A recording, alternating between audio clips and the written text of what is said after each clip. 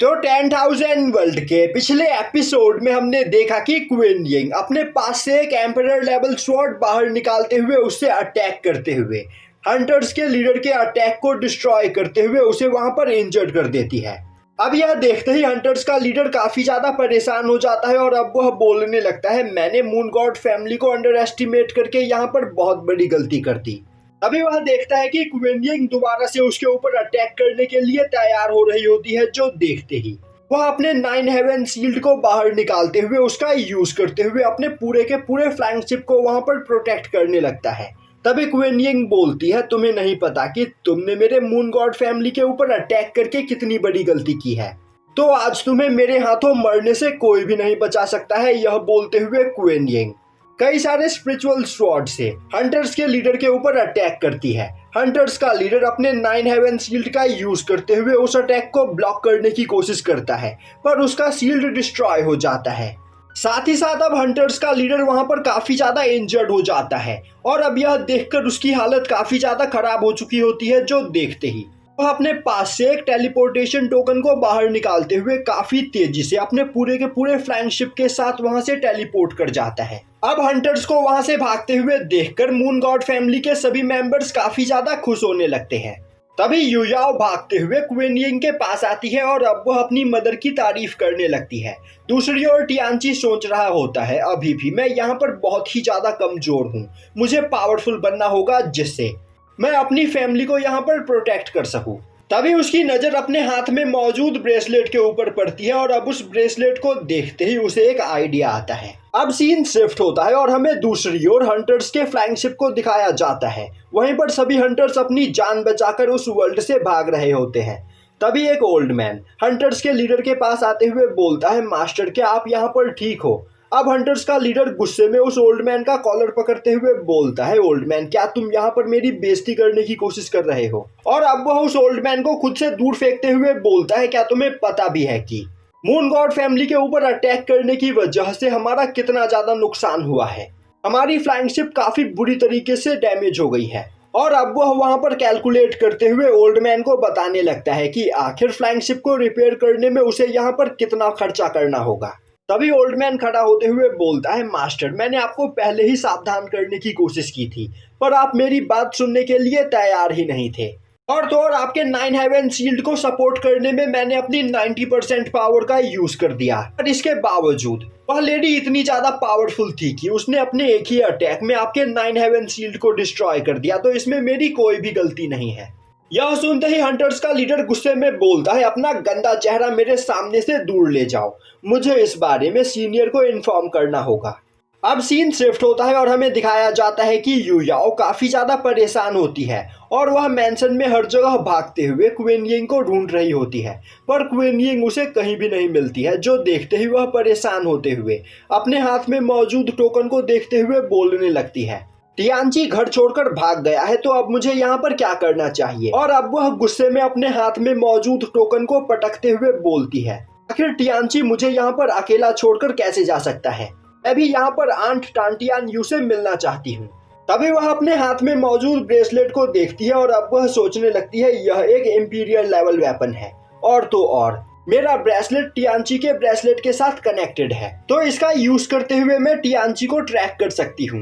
यह सोचते हुए वह जैसे ही उस ब्रेसलेट को टच करती है, वह ब्रेसलेट एक पोर्टल में बदल जाता है और अब उस पोर्टल के रास्ते युयाओ भी वहां से चली जाती है। अब युयाओ के वहां से जाते ही क्वीन यिंग उस जगह पर आती है और अब वह युयाओ को आवाज लगाने लगती है, पर युयाओ उसे कहीं भी दिखाई नहीं दे रही होती है। तभी उसकी नजर नीचे पड़े हुए टोकन के ऊपर जाती है और अब वह जैसे ही उस टोकन को उठाती है, उस टोकन के अंदर उसे टियानची के द्वारा रिकॉर्ड किया गया एक मैसेज दिखाई देता है, जिसमें टियानची उससे बोल रहा होता है कि वह अपनी आंट टांटियान यू को ढूंढने के लिए जा रहा है, जिससे वह उनके साथ ट्रेनिंग करके अपनी पावर को और भी ज्यादा बढ़ा सके।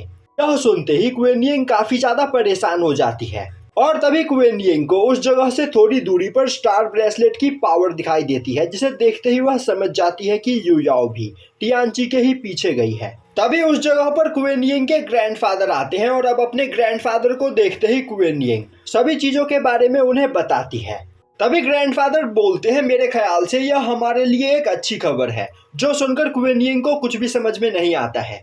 तभी ग्रैंडफादर उसे बताते हैं कि क्वीन यिंग ने जब से हंटर्स को मारकर यहाँ से भगाया है तब से हंटर्स की नजर उनके मून गॉड फैमिली के ऊपर है और वह लोग कभी भी उनकी फैमिली के ऊपर अटैक कर सकते हैं और इस बार वह और भी ज्यादा पावरफुल कल्टीवेटर्स और बड़ी तादाद में उनके ऊपर अटैक करेंगे।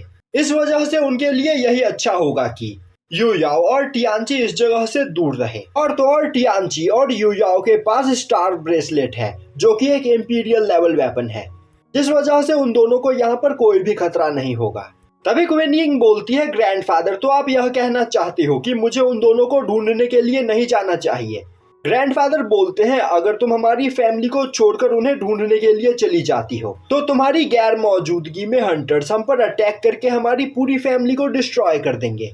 इसीलिए मेरे ख्याल से तुम्हें यहीं पर रुकना चाहिए और तो और एक बार इस बारे में सोचो, यह एडवेंचर तुम्हारे बच्चों के लिए फायदेमंद हो सकता है।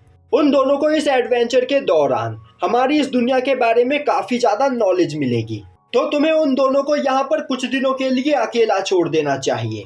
अकेले ट्रैवल करने के बाद उन दोनों को यहाँ पर काफी कुछ नई चीजें सीखने को मिलेंगी और जब इस जगह पर सब कुछ शांत हो जाएगा तब तुम उन दोनों को ढूंढने के लिए जा सकती हो। अब यह सुनते ही क्वीन यिंग तैयार हो जाती है। अब सीन शिफ्ट होता है और हमें दिखाया जाता है कि एक जगह पर लिन फेंग अपने डेमोनिक मार्शल सोल का यूज करते हुए अपने द्वारा क्रिएट किए गए एक दूसरी धर्मा बॉडी के साथ फाइट कर रहा होता है और अब हमें पता चलता है कि उसकी यह दूसरी धर्मा बॉडी एक केओस धर्मा बॉडी होती है जिसे थंडर ड्रैगन ने अपनी पावर का यूज करते हुए बनाया होता है। अब लिन फेंग की डेमोनिक मार्शल सोल एक काफी powerful attack chaos martial soul के ऊपर करती है, पर केओस मार्शल सोल पलक झपकते ही उस अटैक को डिस्ट्रॉय कर देता है, जो देखते ही साउटियान लिन फेंग के पास आते हुए बोलता है, मास्टर आपकी दोनों ही क्लोन बॉडी यहाँ पर सच में बहुत ही ज्यादा पावरफुल है, तो मास्टर क्या आप मेरी भी एक क्लोन बॉडी बनाने में यहाँ पर मेरी मदद कर सकते हो। तभी थंडर ड्रैगन बोलता है, बेवकूफ पक्षी, अगर मैंने और लिन फेंग ने अपनी पावर को मर्ज करते हुए यहाँ पर तुम्हारी एक क्लोन बॉडी का निर्माण कर भी दिया, तब भी तुम उस क्लोन बॉडी का यूज फाइट करने के लिए नहीं करोगे, बल्कि तुम उसका यूज गलत काम करने के लिए करोगे।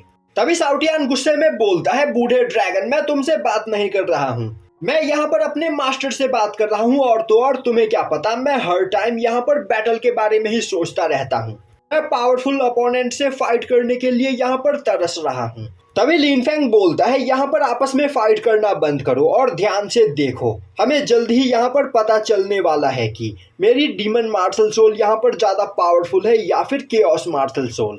तभी डीमन मार्शल सोल अपने डार्क अनाइलेशन टेक्निक का यूज करते हुए केओस मार्शल सोल के ऊपर अटैक करता है। तभी केओस मार्शल सोल अपने 10,000 पाथ ऑफ ओरिजिन टेक्निक का यूज करते हुए डीमन मार्शल सोल के अटैक को ब्लॉक करते हुए उसके पूरे अटैक को अपनी बॉडी के अंदर एब्जॉर्ब कर लेता है। यह देखते ही थंडर ड्रैगन खुश होते हुए बोलता है, तो यहाँ पर यह साबित हो गया कि मेरे द्वारा क्रिएट किया गया केओस मार्शल सोल ज्यादा पावरफुल है, और अगर तुम यहाँ पर केओस मार्शल सोल का यूज करते हुए अपने इक्वल लेवल के अपोनेंट से फाइट करते हो तो तुम पलक झपकते ही उसे मार सकते हो। साफ शब्दों में कहा जाए तो तुम अब यहाँ पर इनविंसिबल बन चुके हो। तभी लिन फेंग बोलता है, यह केओस मार्शल सोल पिछले 7 सालों से जेड बटरफ्लाई के अंदर ट्रेनिंग कर रहा है और जेड बटरफ्लाई के अंदर का टाइम बाहर के टाइम से 100 गुना ज्यादा है, तो मेरे इस केओस मार्शल सोल को यहाँ पर फाइटिंग का 700 सालों का एक्सपीरियंस है, और इतना ज्यादा बैटल एक्सपीरियंस होने के बावजूद मैं बस गॉड एम्परर रैलम के 9th लेवल पर ही पहुंच पाया हूं। तभी थंडर ड्रैगन बोलता है, पाथ ऑफ केओस बहुत ही ज्यादा मुश्किल है और यहाँ पर तुम्हें गॉड वनरेबल रैलम पर पहुंचने के लिए अपनी अनडाइंग बॉडी को फोर्ज करना होगा, जिसके लिए तुम्हें यहाँ पर पैरामॉर्डियल ओरिजिन स्टोन की जरूरत है। तभी लिन फेंग बोलता है, सीनियर तो क्या आप मुझे यह बता सकते हो कि आखिर मुझे यह पैरामॉर्डियल ओरिजिन स्टोन कहाँ मिल सकता है। तभी थंडर ड्रैगन बोलता है, एंशिएंट टाइम में मैं जब डाओ युआन के साथ हुआ करता था तब डाओ युआन मुझसे बहुत ही ज्यादा इम्प्रेस थी, वह मुझसे प्यार किया करती थी, इसीलिए एक दिन उसने मुझे गिफ्ट के तौर पर पैरामॉर्डियल ओरिजिन स्टोन दिया था। तभी साउटियान आगे आते हुए बोलता है, डाओ युआन सीनियर तो क्या यह वही ड्रैगन है जिसे आप पसंद करते हो, और क्या आपको सच में लगता है कि डाओ युआन आपको पसंद किया करती थी इसीलिए उसने इतना कीमती ट्रेजर आपको दिया था। मुझे ऐसा नहीं लगता, शायद से आप डाओ युआन का पीछा कर रहे होंगे क्योंकि आप उसे पसंद किया करते थे और आपसे पीछा छुड़ाने के लिए उसने आपको ओरिजिन स्टोन दिया होगा। थंडर ड्रैगन गुस्से में बोलता है, क्या तुम यहाँ पर दोबारा से पनिश होना चाहते हो? जो सुनते ही साउटियान चुप हो जाता है। तभी थंडर ड्रैगन लिन फेंग से बोलता है, ओरिजिन स्टोन को ढूंढ पाना सच में बहुत ही ज्यादा मुश्किल काम है, तो फिर क्यों ना तुम अपनी सिस्टर टांटियान यू से एक ओरिजिन स्टोन मांग लो। वह गार्डियन क्लैन से बिलोंग करती है और गार्डियन क्लैन के पास काफी कीमती ट्रेजर्स है। लिन फेंग बोलता है, नहीं, मैं टांटियान यू से ओरिजिन स्टोन नहीं मांग सकता हूँ। अगर मैं यहाँ पर छोटे से छोटे चीज़ों के लिए अपनी सीनियर सिस्टर के ऊपर डिपेंड होने लगा तो मैं कभी भी पावरफुल नहीं बन पाऊंगा। थंडर ड्रैगन बोलता है, तब तो तुम्हें वह ओरिजिन स्टोन यहाँ पर खुद ही ढूंढना होगा। और पैरामॉर्डियल ओरिजिन स्टोन कोई नॉर्मल ट्रेजर नहीं बल्कि बहुत ही ज़्यादा पावरफुल ट्रेजर है जो तुम्हें किसी पावरफुल पर्सन के पास ही मिल सकता है।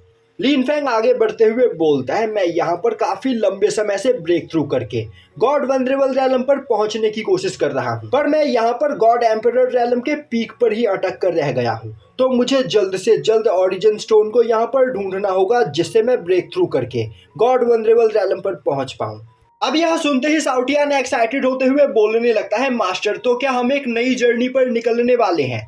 मैं सच में बहुत ही ज्यादा एक्साइटेड हूँ। तो मुझे बताइए कि इस बार हम किस पावरफुल अपोनेंट को मारकर उसके ट्रेजर्स को लूटने वाले हैं। मैं अभी गॉड किंग रैलम के 7th लेवल पर हूँ और क्या पता इस जर्नी में मुझे कोई और भी ज्यादा पावरफुल ट्रेजर मिल जाए जिसे रिफाइन करने के बाद मैं भी गॉड एम्परर रैलम पर पहुंच जाऊं। तभी थंडर ड्रैगन बोलता है, मुझे नहीं लगता कि तुम्हें अभी इस डिवाइन वर्ल्ड से बाहर जाना चाहिए। मैं तुम्हें यह सलाह देना चाहूंगा कि तुम अपने इस केओस क्लोन का यूज करते हुए इस डिवाइन वर्ल्ड से बाहर जाकर ट्रैवल करो और पैरामॉर्डियल ओरिजिन स्टोन को ढूंढने की कोशिश करो, क्योंकि जैसे ही तुम अपनी रियल बॉडी के साथ डिवाइन वर्ल्ड से बाहर निकलोगे, डीमन क्लैन के लोग तुम्हारी पावर को सेंस कर लेंगे और वह यहाँ पर कोई नई चाल चलने लगेंगे। इसीलिए जब तक तुम यहाँ पर और भी ज्यादा पावरफुल नहीं बन जाते हो तब तक तुम्हें इस डिवाइन वर्ल्ड से बाहर नहीं निकलना चाहिए। अब थंडर ड्रैगन लिन फेंग को एक पैरामॉर्डियल मास्क देते हुए बोलता है, यह मास्क अपने केओस मार्शल सोल को पहना दो, जिससे इमॉर्टल एम्परर रैलम से कम लेवल का कल्टीवेटर यह नहीं बता पाएगा कि यह कोई क्लोन बॉडी है या फिर रियल बॉडी। साथ ही साथ इस मास्क की वजह से किसी को तुम्हारी रियल आइडेंटिटी के भी बारे में नहीं पता चलेगा। अब यह सुनते ही लिन फेंग थंडर ड्रैगन को थैंक्स करते हुए अपनी क्लोन बॉडी को वह मास्क पहना देता है और अब केओस मार्शल सोल वहां पर लिन फेंग की एक क्लोन बॉडी में बदल जाती है। तभी साउटियान उड़ते हुए थंडर ड्रैगन के पास आते हुए बोलता है, सीनियर, मुझे भी एक मास्क चाहिए क्योंकि मेरे पास कोई क्लोन बॉडी नहीं है जिसे मैं डिवाइन वर्ल्ड से बाहर भेज सकूं। तो मुझे खुद ही यहाँ से बाहर निकलना होगा और यहाँ से बाहर मेरे कई सारे दुश्मन हैं जिन्होंने अगर मुझे पहचान लिया तो वह मुझे जिंदा नहीं छोड़ेंगे। तो प्लीज मुझे भी एक मास्क दे दीजिए जिसका यूज करते हुए मैं अपनी आइडेंटिटी को छिपा सकूं। थंडर ड्रैगन बोलता है, अब तुम्हें यहाँ पर मेरी मदद चाहिए तो तुम मुझे सीनियर कहकर बुला रहे हो और थोड़ी देर पहले तुम मुझे बूढ़ा ड्रैगन कह रहे थे। साउटियान हंसते हुए बोलता है, मुझसे गलती हो गई तो प्लीज मुझे माफ कर दीजिए। अब थंडर ड्रैगन साउटियान को भी वहां पर एक मास्क देता है और अब लिन फेंग अपनी क्लोन बॉडी को जेट बटरफ्लाई के अंदर से बाहर भेजते हुए बोलता है, मैं चाहता हूं कि तुम बाहर जाकर मेरे लिए पैरामॉर्डियल ओरिजिन स्टोन को ढूंढो। तब तक मैं जेट बटरफ्लाई के अंदर ही बैठकर कल्टीवेशन कर रहा हूं और मुझे तुम्हारे वापस लौटने का इंतजार रहेगा। जो सुनते ही लिन फेंग की क्लोन बॉडी साउटियान के साथ बाहर निकलते हुए एक पोर्टल खोलती है। अब लिन फेंग का क्लोन वॉइड गेट का यूज करते हुए सभी वर्ल्ड में एनर्जी सोर्स को ढूंढने लगता है। तभी उसे टियानहाई वर्ल्ड में कुछ सेंस होता है और अब वह साउटियान के साथ टियानहाई वर्ल्ड की ओर जाने लगता है और यहीं पर यह एपिसोड खत्म हो जाता है।